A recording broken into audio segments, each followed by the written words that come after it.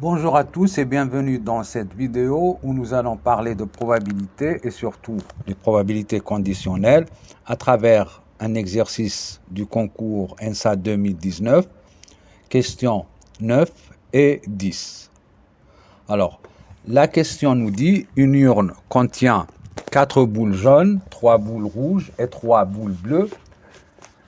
Les boules sont indiscernables au toucher. L'expérience consiste à tirer au hasard successivement 2 boules sans remise. Alors, pour la question Q1, la probabilité d'obtenir la deuxième boule tirée de couleur rouge est soit 27 sur 90, 25 sur 90, 29 sur 30 et 23 sur 90. Donc nous avons nos 10 boules, 4 jaunes, 3 bleus et 3 rouges, et nous voulons surtout utiliser un arbre des probabilités. Alors, on a notre urne, on tire une première boule, elle est soit rouge, soit non rouge. Parce que ce qui nous intéresse, c'est la rouge, donc la bleue et la jaune ne nous intéressent pas vraiment. Alors, pour simplifier, on va noter ici R, et là, on va noter R bar comme d'habitude. Alors, la probabilité d'obtenir une rouge, c'est 3 parmi 10. Et de ne pas obtenir une rouge, c'est 7 sur 10. Maintenant, quand on a une rouge, on veut tirer une deuxième boule. Donc, elle est soit rouge, et dans ce cas, la probabilité, c'est 2 sur 9, parce qu'on en a pris une, il nous en reste juste 9. Ou bien, on ne tire pas de rouge, c'est-à-dire la probabilité, c'est 7 sur 9. Maintenant, si on ne tire pas de rouge au premier tirage, eh bien, la deuxième boule, elle est cette première boule est soit jaune, soit bleue. Donc, il nous reste maintenant 9 boules, 3 rouges et 6 qui ne sont pas rouges. Donc, si on tire une boule rouge au deuxième tirage, la probabilité, c'est 3 sur 9. Et la probabilité de tirer une qui est non rouge, c'est 6 sur 9. La probabilité d'obtenir la deuxième boule tirée de couleur rouge est, donc P égale, donc c'est comme cela qu'on utilise l'arbre de probabilité. Donc on veut une rouge au deuxième tirage, on a donc ce cas et ce cas. Donc la probabilité, elle est égale 2 sur 9 fois 3 sur 10 plus 7 sur 10 fois 3 sur 9.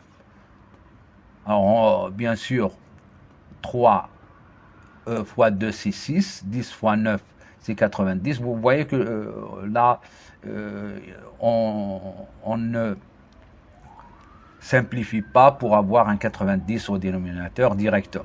Donc ici, on a 6.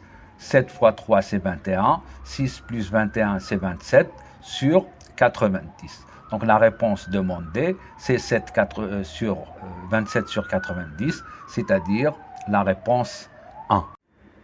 Pour la question Q10, donc on cherche la probabilité d'obtenir la boule jaune au premier tirage, sachant que la deuxième tirée est rouge. Alors comme d'habitude, on va noter un ensemble A, obtenir une jaune au premier tirage, et B, obtenir une rouge au deuxième tirage. Alors la probabilité cherchée, c'est P de A sachant B, qui est égal donc à P de A inter B sur P de B.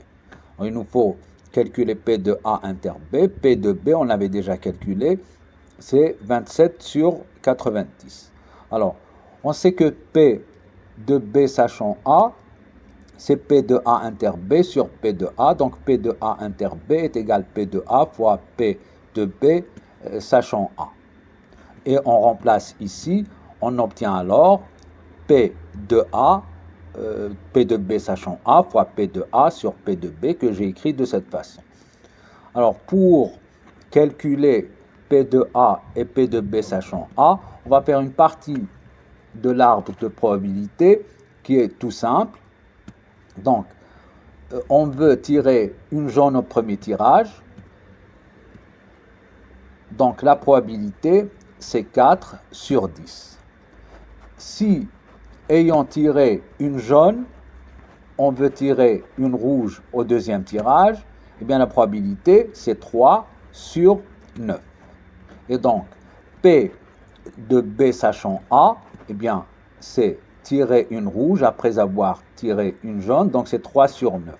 Et P de tirer une jaune en premier, c'est 4 sur 10. On va remplacer tout cela, donc ça nous donne 3 sur 9 fois 4 sur 10 sur 27 sur 90. Alors une simplification simple, là, 9, entre 9 et 90, il nous restera 10 ici, puis on simplifie par le 10, il nous reste 3 fois 4 sur 27, 27 c'est 3 fois 9, on simplifie par 3, il nous reste alors P de A sachant B égale 4 sur 9, c'est-à-dire la réponse 1. Voilà, merci de votre attention et à la prochaine.